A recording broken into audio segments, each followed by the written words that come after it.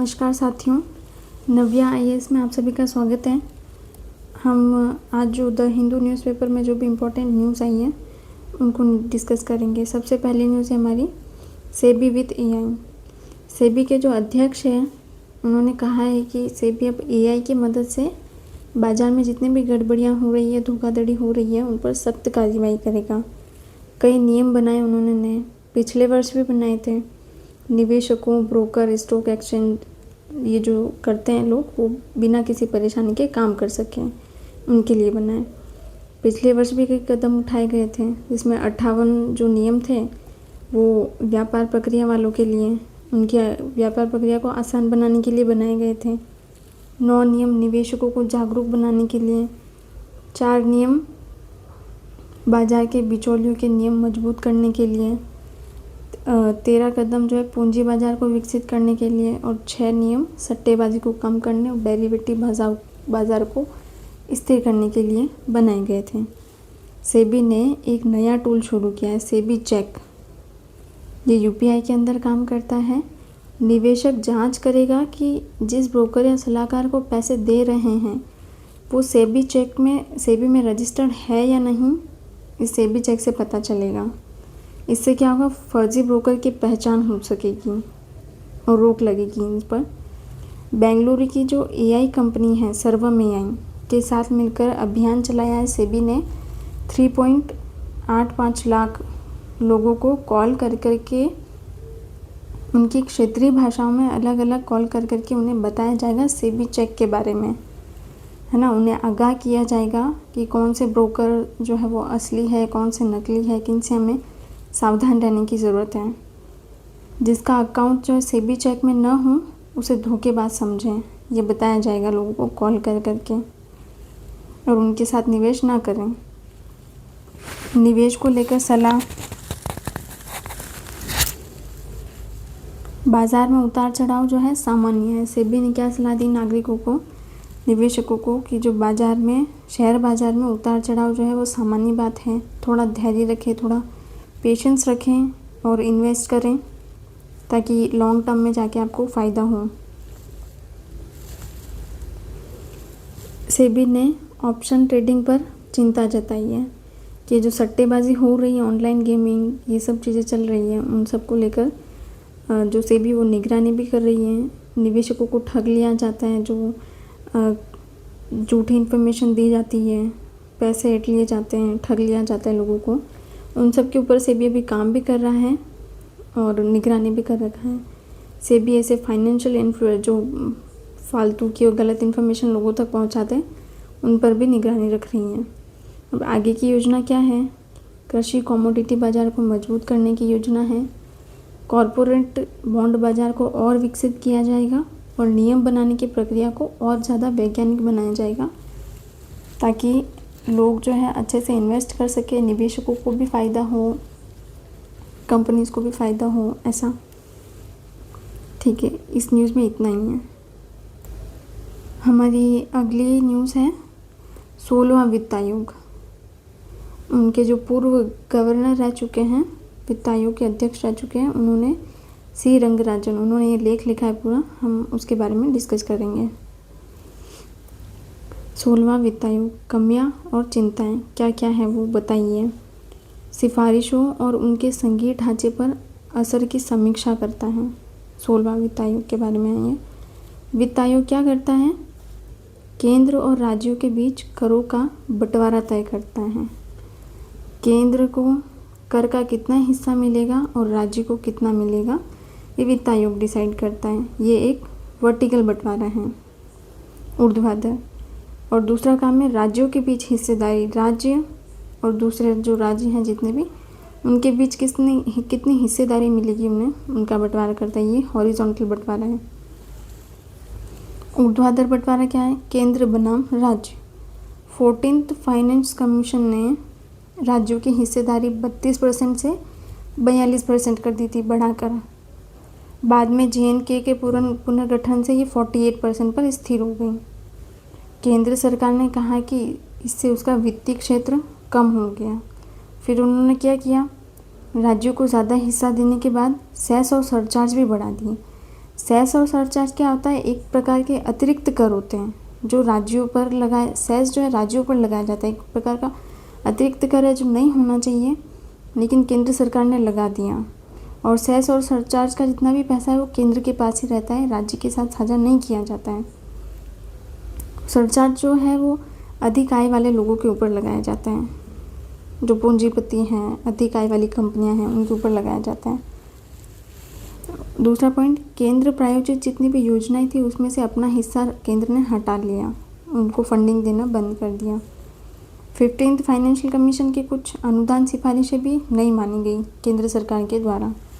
फिर 16th finance commission ने क्या किया, राज्यों को 41% तक तो स्थिर रखा लेकिन सेस और सरचार्ज पर कोई सख्त कार्रवाई ही नहीं की, जबकि इसकी ज़रूरत थी कि वो इसे हटाएं। उस पर कोई कार्रवाई नहीं करने के बजाय आयोग ने ग्रांड बार्गेन का सुझाव दिया, यानी अगर केंद्र सेस और सरचार्ज को सामान्य करों में मिला दें तो राज्य थोड़े कम हिस्से पर सहमत हो सकते हैं। ये किया 16th फाइनेंशियल कमीशन ने। सेस और सरचार्ज का अत्यधिक उपयोग जो है वो, मतलब जो लेखक है उनका ये कहना है कि सेस और सरचार्ज का अत्यधिक उपयोग जो है संविधान की भावना के खिलाफ है, ये नहीं होना चाहिए ऐसा। फिर अनुदानों में बदलाव, 16th फाइनेंस कमीशन ने राजस्व घाटा अनुदान ही बंद कर दिया। राज्य क्षेत्र विशेष अनुदान भी नहीं दिए गए, शिक्षा और स्वास्थ्य के क्षेत्र में जो दिए जाते हैं वो उन्हें भी देना बंद करवा दिया। इससे राज्यों को मिलने वाला कुल प्रभावी हिस्सा जो है वो कम हो गया। आयोग ने, लेखक का कहना है कि आयोग ने जीडीपी वृद्धि और जीएसटी सुधारों के प्रभाव का सही से आकलन ही नहीं किया। अब एक क्षैतिज बंटवारा, राज्यों के बीच जो वितरण होता है उसके बारे में बात करेंगे। नया मापदंड क्या है, कंट्रीब्यूशन, ये इंट्रोड्यूस किया। इससे राज्यों की जो जीएसडीपी, राज्यों की आय के आधार पर मापा गया, राज्यों की जो आय है उसे मापा गया,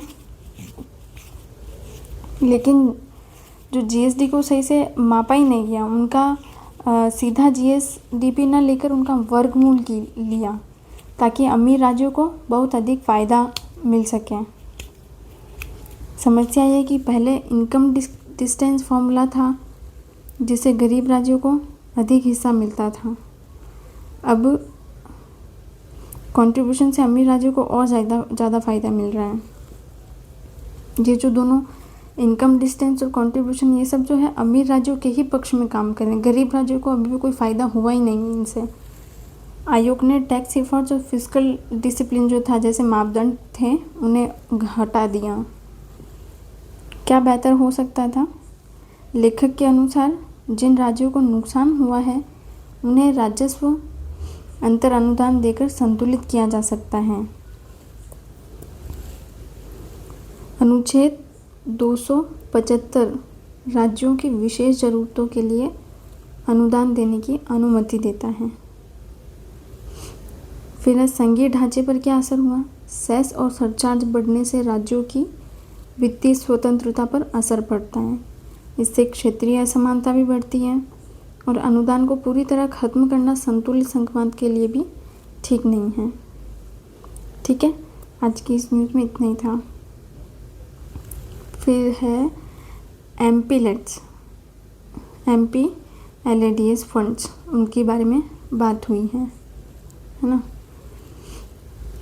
रिपोर्ट के अनुसार 2023 से 26 के बीच कुछ सांसदों ने एमपीलेट्स, सांसद स्थानीय क्षेत्र विकास योजना, इसका पूरा नाम है, के पैसे को अपने राज्य क्षेत्र से बाहर खर्च किया। ऐसा हो सकता है, कर सकते हैं सांसद, लेकिन एक लिमिट के तहत होता है ये सब। 21 सांसदों ने अपने क्षेत्र से बाहर काम करवाने की सिफारिश की और करीब 18 करोड़ रुपए धन, मतलब इन कामों पर खर्च किए गए, जिसमें से 84% पैसा जो केवल उत्तर प्रदेश के ज़िलों में ही खर्च हुआ, ये रिपोर्ट कहती है। नियम क्या है इसके कि लोकसभा सांसद आमतौर पर अपने क्षेत्र में ही काम करने की सिफारिश करते हैं और राज्यसभा सांसद भी अपने चुने गए राज्य में ही काम करने की सिफारिश करते हैं। और नामित जो सांसद है वो पूरे देश में पैसा खर्च कर सकते हैं कहीं भी, ये उनको छूट रहती है। फिर चौथा नियम है, नियमों के तहत हर सांसद 1 साल में 50 लाख तक का अपने क्षेत्र से बाहर दे सकता है। और प्राकृतिक आपदा की स्थिति में 1 करोड़ तक की राशि की सिफारिश कर सकता है। ये MPLADS के फंड्स के कुछ नियम हैं।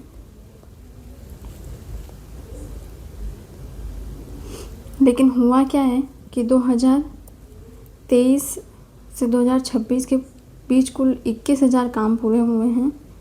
इनमें लगभग जो 26% काम है वो सिर्फ यूपी में ही हुए हैं। कुल इस्तेमाल फंड का लगभग 20% यूपी में हो गया। दूसरी ओर जम्मू कश्मीर जैसे राज्यों को बहुत कम 0.06% हिस्सा मिला है। निष्कर्ष क्या है कि सीमित मात्रा में पैसा बाहर करने की अनुमति है, लेकिन ऐसा हुआ नहीं है। लेकिन सिर्फ 21 सांसदों ने ऐसा किया है और उन्होंने भी ज़्यादातर पैसा यूपी में लगाया। अब सवाल यह है कि इतना बड़ा हिस्सा यूपी को क्यों मिला। ठीक है, इस न्यूज़ में इतना ही था आज।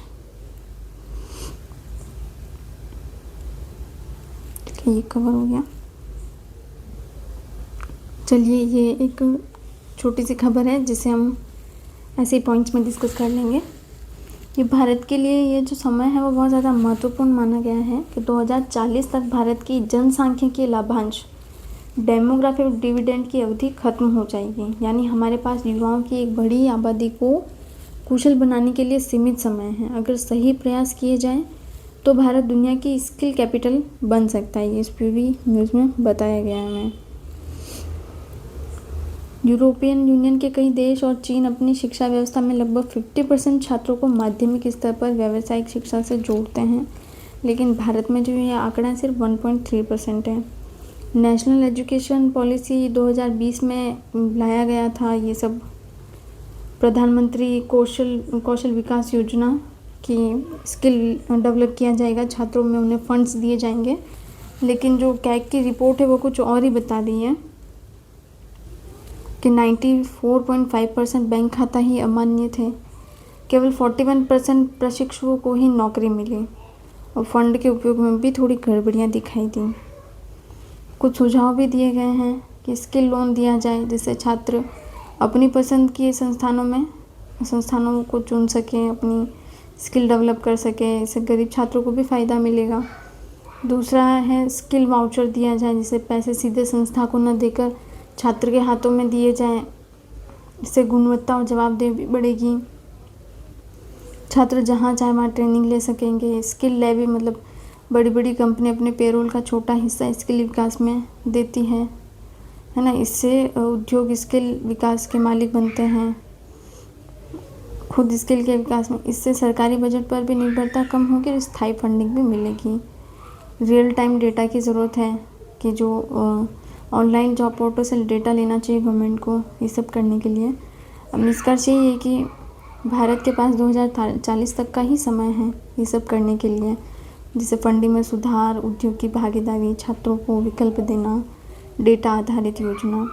इन कदमों से ही भारत अपनी युवा आबादी को मजबूत बना सकता है। ठीक है, यही था इस न्यूज़ में।